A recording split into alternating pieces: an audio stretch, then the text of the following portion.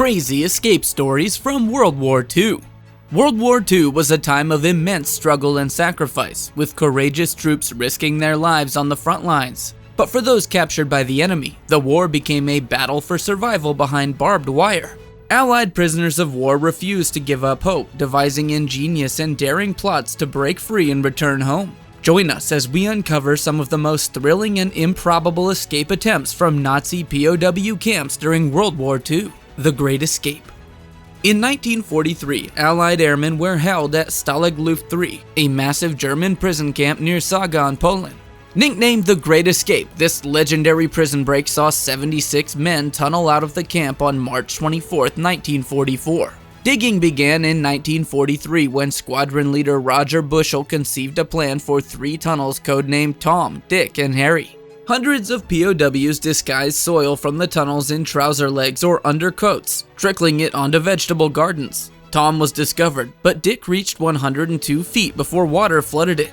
Harry stretched 336 feet towards the woodline. Just past midnight on March 24th, the first of 76 POWs emerged from the narrow 2-foot square tunnel exit.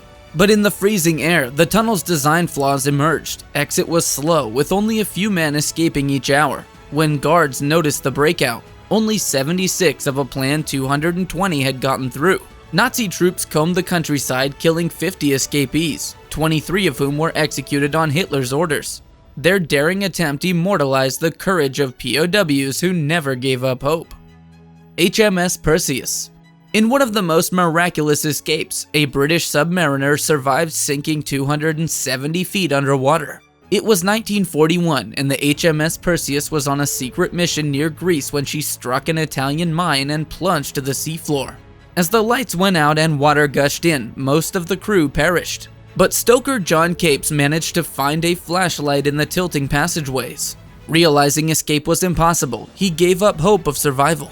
But then Capes spotted 3 injured crewmates and got them into Davis submarine escape apparatuses. Never tested beyond 100 feet, the devices were their only chance. At 270 feet down, Capes opened the hatch and forced his crewmates out into the sea. As the sea crushed his lungs, he saw moonlight above and kicked furiously upwards. Lungs screaming for air, Capes finally broke the surface, gasping for winter air before swimming to shore. Found unconscious by villagers, Capes was hidden from Axis troops for 18 months until a British boat rescued him in 1943. Few believed his dramatic exploits until divers found Perseus on the seafloor in 1997. Her hatches open and the depth gauge reading 270 feet, proving Capes' incredible tale. The Wire Job. Frustrated by the repeated discovery of their escape tunnels at Oflag 6B, the Allied officers imprisoned at the camp in Germany hatched an entirely novel plan, masterminded by Lieutenant Jock Hamilton Bailey. Nicknamed the Wire Job, this bold scheme relied on medieval siege tactics to directly overcome the camp's formidable double fence and heavily entangled barbed wire perimeter.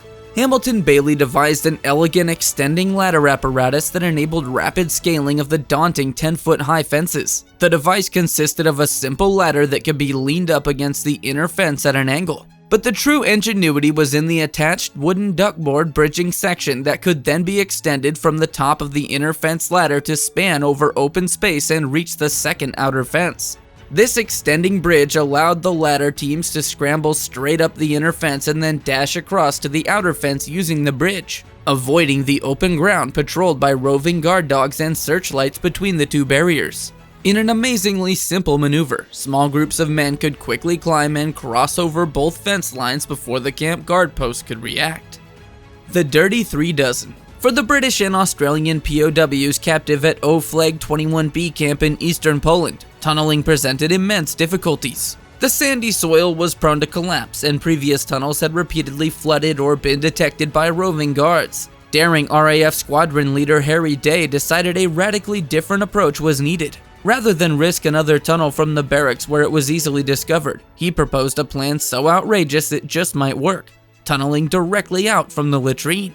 The audacious Dirty Dozen plan relied on the fact that guards never closely inspected the latrines due to the revolting conditions there. This allowed Day and a small team to begin digging a vertical shaft in a corner of the latrine building while other prisoners stood lookout. The shaft led down to a small underground room where 33 men could hide and wait. From there, a horizontal tunnel stretched out 270 feet, passing right under the perimeter fence to exit beyond the outer wire. Manhunt. By mid-1943, engineer Jock Hamilton Bailey had earned a reputation as one of the most skilled tunnelers still imprisoned at Oflag 7B camp in Bavaria. Teaming up with fellow British Captain Frank Weldon, the pair spearheaded an ambitious tunneling project they codenamed Manhunt. Starting from a hidden hole beneath one of the camp's vegetable gardens, the team spent 6 grueling months slowly excavating a tunnel just 3 feet square, stretching west. After carefully concealing the tons of displaced soil, the diggers finally completed a tunnel extending 336 feet and exiting beyond the camp's perimeter fences. Equipped with improvised air pumps and electric lighting, Manhunt was one of the most sophisticated tunnels completed during the war. On the night of June 3, 1943, the audacious tunnelers commenced their breakout. Emerging from the exit shrouded by bushes, an incredible 65 officers managed to slip away into the surrounding woods by the next morning. Le Grand Invasion. The French officers interned at Oflag 17A in Austria were determined to prove their own ingenuity and audacity could match that of their British counterparts in other camps. When the Germans allowed the prisoners an outdoor theater space for performances, the French spotted their chance. The Théâtre de la Verdure was partially obscured by trees and bushes around its seating area, perfect concealment for a daring tunnel exit. Masterminded by a group of engineers, the French began discreetly digging a tunnel beneath the theater seats while rehearsals and shows masked their sounds. The vertical shaft dropped over 20 feet before becoming a horizontal passage, burrowing straight for 270 feet. Progress was painfully slow, using improvised shovels and spoons stolen from the mess hall, but secrecy was paramount. For 10 months, the diggers toiled, muffling all the noise above and concealing the excavated dirt inside hollow props and costumes. By September 1943, the tunnel named Albert was complete. On the night of September 16th, the first group of escapees descended into the theater tunnel. Crawling on their elbows through the 2-foot-high tunnel, they emerged one by one from the bushes outside the wire to freedom. The next evening, another wave of officers made their break for it as guards remained oblivious. In total, an incredible 126 French officers escaped Oflag 17A over the 2 nights. Only 2 ultimately evaded recapture, but their ingenuity and devotion to liberation lived on. Breaking in. In August 1944, an unlikely prison break unfolded when 2 Australian privates imprisoned at Stalag 18D convinced Yugoslav partisans to help attack their own POW camp.